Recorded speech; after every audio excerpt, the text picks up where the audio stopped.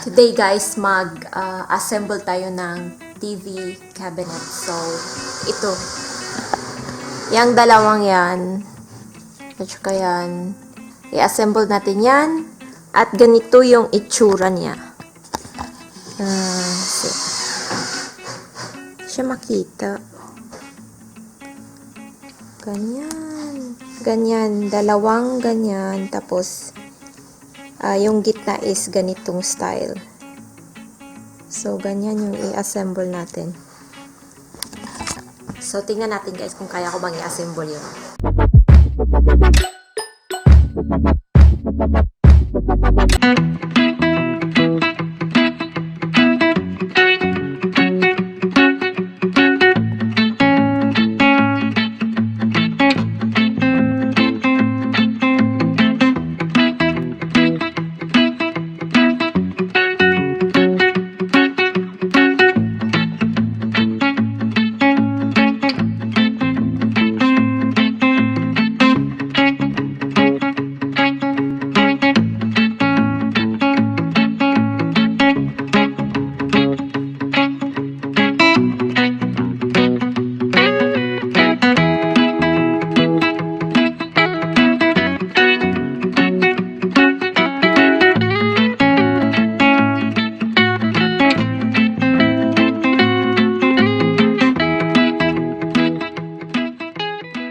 Ikea is so easy guys kasi meron siyang ganito. So, ganito yung pag-assemble niya. So, may step by step siya dito at meron din siyang pictures kung ano yung gagawin mo. So, for example dito meron siyang mga screws. Mga ganito na mga screws. At meron din siyang numbering kung ilan yung need mo. Tapos, may ganun siya.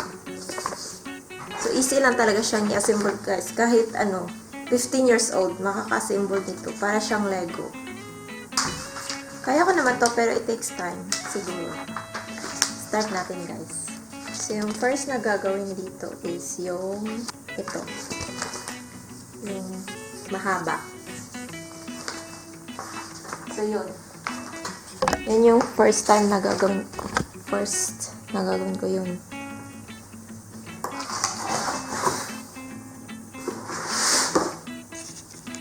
So, included na siya sa package, guys. Yung mga ganito. Yung mga ganito. Ito. Mga screws. Tingnan nyo, guys. Ang daming screws. Ito cover. Ito. So, tingnan natin guys kung kaya ba natin itong i-build. Ito siya. Ito yung first steps. Ito yung first step. Number 1. Yan, gagawin natin yan.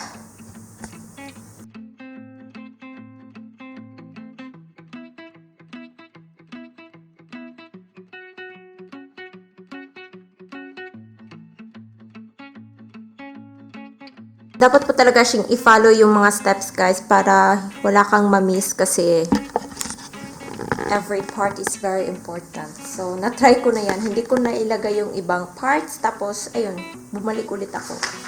Tapos, number 2 is ito. Ito siya. Number 2. Tapos, i-flip ko yung ito. Tapos, lagyan. Tapos, meron siyang maliit na screws dito. Screw ko na siya dito. Yun. Screw ko na ito. Tapos, yung next is ito naman. Itong maliliit na to. Itong maliliit. Ito ata. Ito. This 4 here. Itong maliit.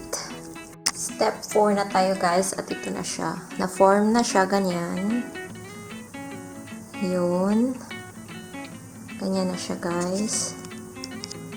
Tapos, dito naman tayo sa step 5. Hanapin natin to. 4 na to. Saka ito. Insert natin dito. A few moments later. Update guys, 1, 2, 3, 4 na siya. So, anong next yung gagawin natin is ilalock natin siya dito. Ilalock natin siya dito.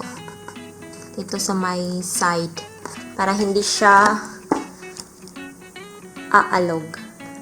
Like dito, hindi na siya naalog kasi may lock siya dito. So, ilalock din natin siya dito guys. Diyan sa may yan.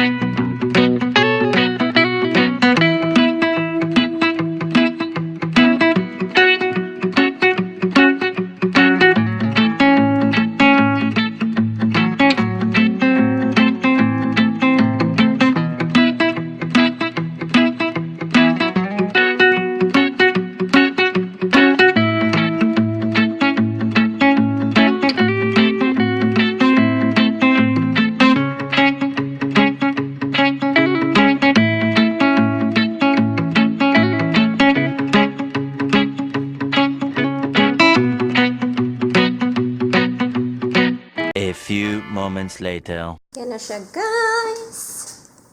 Yeah, basyago. Basyago!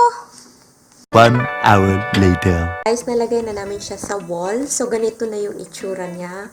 Nakaangat siya ng konti sa floor kasi gusto namin siyang na mataas ng konti para yung TV naman is parang eye level.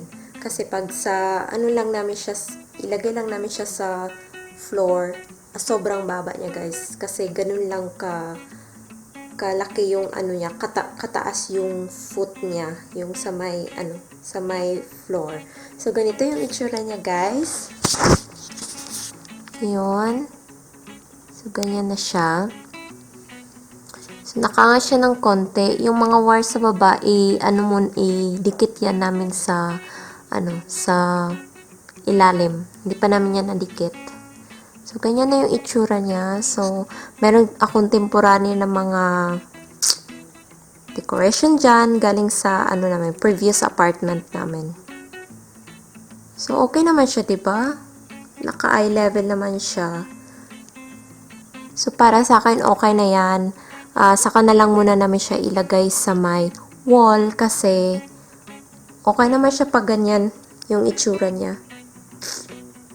I hope na gustuhan niyo yung kung paano ko i-assemble yung namin, TV cabinet. So, next time naman, ewan ko kung ano pa yung next na i-assemble ko, pero I'm sure na meron pang next time.